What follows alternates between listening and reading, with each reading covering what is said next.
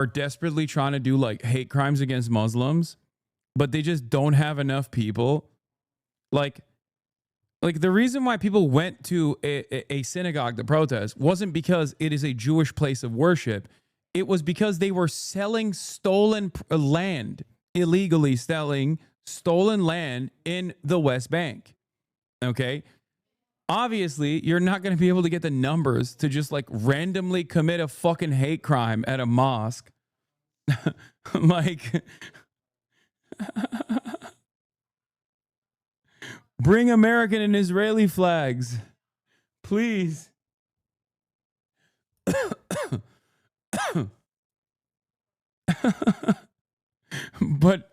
But also we can't really do that because we don't have enough numbers.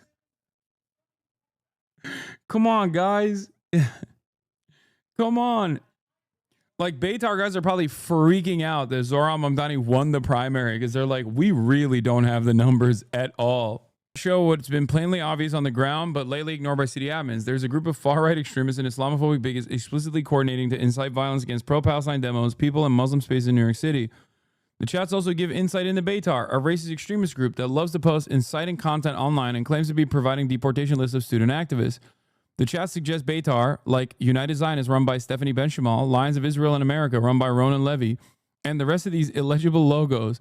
Beitar seems largely skeletal, the facade of unified organization much smaller than advertised. That also makes sense as to why there's always like 3 guys at these fucking counter protests. Like, whenever there's like a fucking mass mobilization that takes place and there's like hundreds of people minimum, if not thousands, there's always like 3 lone dudes being like 3 lone dudes trying to fucking fight and then run behind the cops. It's genuinely shocking that all of Beitar's members could not have elected Whitney Tilson. I thought they had the numbers. Yeah.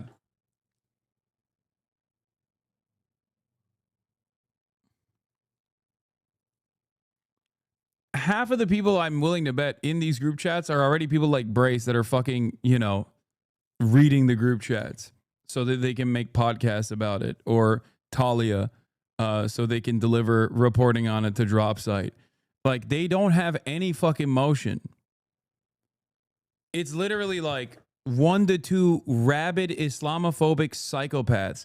Also, why would you take matters into your own hands when the American government is on your side anyway?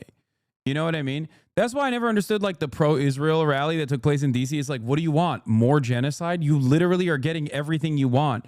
You don't do a protest if the government is on your side. Then it's just a parade, you know?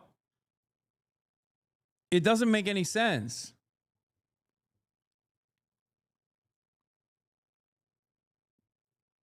That's the reason why they don't have any numbers, because it's like, even if someone were to agree with them, they'd be like, why would I put my life on the line? Why would I identify with this publicly when everything I want is already happening? Like, not included in the reporting, but my favorite part is where they blew up the chats because one of them thought I had gotten access after a random account posted selection screenshots from the chat. They thought they had booted me by that point. I was never in the chat. There were multiple people who were in the chats leaking from them. Some of it sparked by that call to harass a mosque.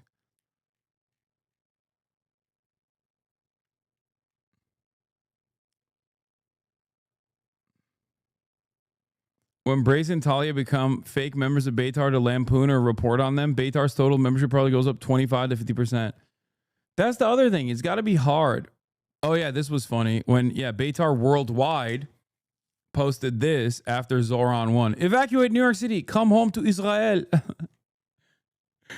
And then, wait, I think so. Yeah, Yaakov Wolf said, you first. And then the account responded, we're already in Israel.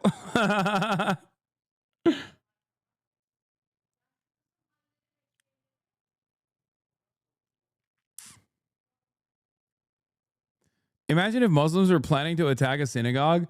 Yes, I can imagine, especially because people have, not just Muslims, pro-Palestinians have mobilized against not like random synagogues, but synagogues that were engaging in an illegal thing, okay?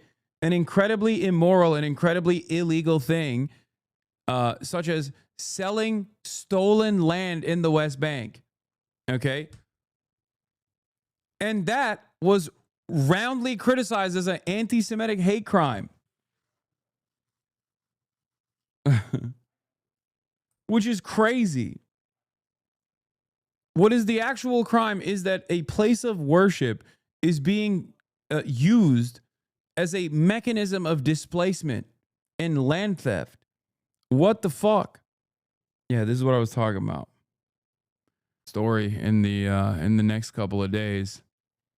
Unless something even more insane happens again.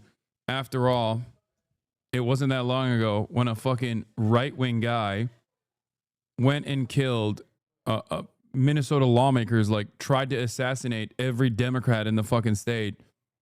And then the Republicans were like, nah, that's Antifa, actually. And then that was it.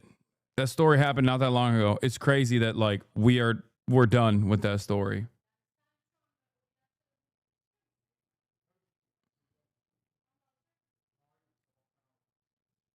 So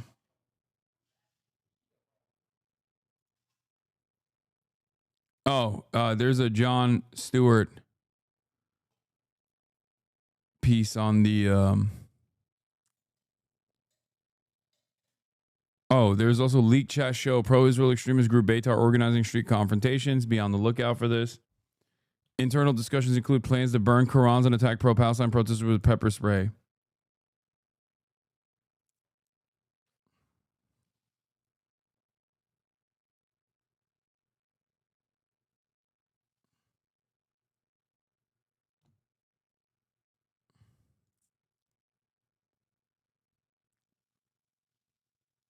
Far-right activists, including members of Beitar, a pro-Israel extremist group known for racist violence, have been running a constellation of WhatsApp group chats to plan counter-protests against pro-Palestine demonstrations and commit potential hate crimes against Muslims in New York City. The chat shared with drop site by an anonymous member added to the groups by an organizer illustrate a network of pro-Israel agitators coordinating street confrontations and provocations.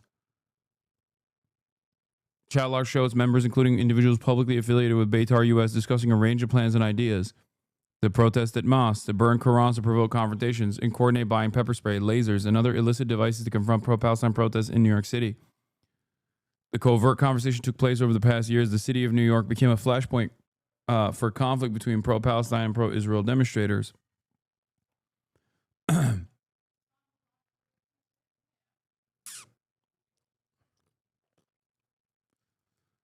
This was that famous video. Remember the lady who harassed me? Asaf from New York says. Remember the lady who harassed me for saying I can do whatever I want? I'm Jewish. Talia and Murtaza Hussein got her group chat showing that she and her friends planned to harass mosque attendees, burn Qurans, and even create fake pro-Palestine accounts online. If you want to understand how fucking insane Beitar is, the ADL considers them a threat. The ADL considers them a fucking extremist group, by the way. This ADL thinks Beitar is too much. Because they are. They're a fucking terrorist organization. 100%. Beitar US also appears to have had some coordination with local government, with one member stating that they were forwarding information to a local state assemblyman. In the same chat, others shared that they're collecting information on pro-Palestine activists to forward to the Department of Homeland Security as well as ICE. At least one active member of the chat claims on our public LinkedIn page to have been an NYPD cadet. Beitar US claims to have a sizable membership. However, actual membership, leadership structure, and activists remain opaque, with much of their public activity centering on a small group of far-right provocateurs inciting violence and hate against pro-Palestine protests and Muslims in New York City. The group wields considerable political influence nonetheless. They obviously aided the Trump administration's deportation program targeting student protesters and claim to be providing names to Israel's Parliament of Jewish Americans to ban them from entering Israel. That one is really funny. Anti-Zionist Jews that they say they're sending to the Israeli Knesset to never allow into the state of Israel.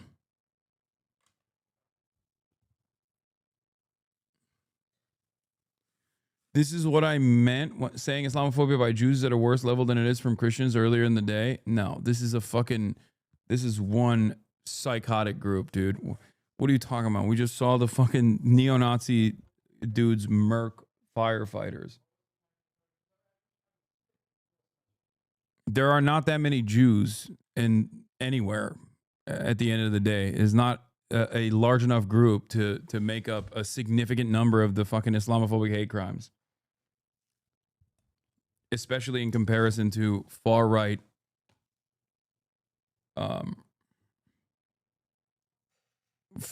neo-Nazis.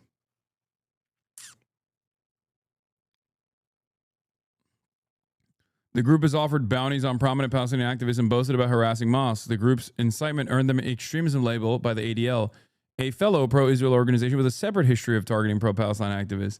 Yeah, the ADL and Beitar duke it out with one another because they both want someone like myself arrested and potentially deported, despite the fact that I'm an American citizen. One wants to do it in a more hands-on way where they like directly, actively confront me physically. The other wants to do it through the legal route.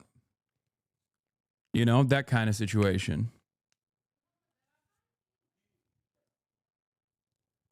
Yeah, they're like, this grift is not this town ain't big enough for the both of us. Both will call the manager at some point.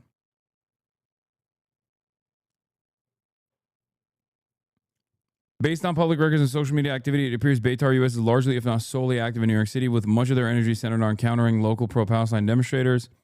Group chat members operate under their real names and phone numbers, which DropSite verified and redacted. After members learned portions of their conversation had been made public, they urged each other to change their names and phone numbers to obscure their identities before purging the chats. DropSite obtained the chat contents prior to the purge. While the chat logs obtained by DropSite are not explicitly referred to as Beitar US chats, numerous individuals within the chats have publicly identified themselves as members of Beitar US, including the founder and a prominent New York City public relations firm, Ron Tarosian, or have been tagged in media published exclusively and originally from Beitar US accounts. Stephanie Benchamal is listed as an administrator of the group chat, including several Beitar US members called United Zionists, which is both a group chat and one of the skeleton organizations that often appears on counter-protest flyers originating from these group chat members. Benchamal recently appeared in a since-deleted video on social media attempting to instigate confrontation with volunteers for the New York City mayoral candidate Zohran Mamdani. If you recall, Beitar itself published that video in which she literally told the person, I can do whatever I want, I'm Jewish. Which I thought was very funny. Condemning optics, not violence. In the chat, the topic of protesting mosques was frequently discussed. We are most definitely marching in front of a mosque, one individual identified as Andrew Ziedman said last summer. Certainly very pro-Trump, pro-America groups would enjoy engaging goat fuckers, he added, using a slur to refer to Muslims. Hit them when they're not expecting, replied far-right activist Dana Andrea Morgan, who identifies herself as an NYPD cadet. Morgan is credited with creating and distributing a flyer for a protest against a mosque in Brooklyn. The protest sought to harass a Muslim house of worship in retaliation for a protest against an illegal land sale event that took place at a synagogue earlier this month. It was widely condemned by local politicians, including Mayor Eric Adams, who counts Beitar founder Ron Tarosian as an associate. Self-proclaimed Beitar U.S. founder Ron Tarosian chimed in, noting that Beitar would not endorse the protest, citing security reasons. We are against mosque marches at this time. Unless we have more people, it's unsafe. They were worried that they get their ass beat if they did that. That's funny. They're like, hey, listen, we love doing hate crimes. Okay? But we can't do it right now because we simply don't have enough people to do a hate crime. Because if we do a hate crime, we're going to get our fucking ass beat. Read the first paragraph of Danny Danon. What? Oh, he was a former leader of the World Beitar Organization. I didn't know that Danny Danon was a former leader of the World Beitar Organization. Oh, terrorist children. These children. Well, he's moved on to bigger and better things. My favorite dipshit. Danny Danon. Why are you anti-Semitic?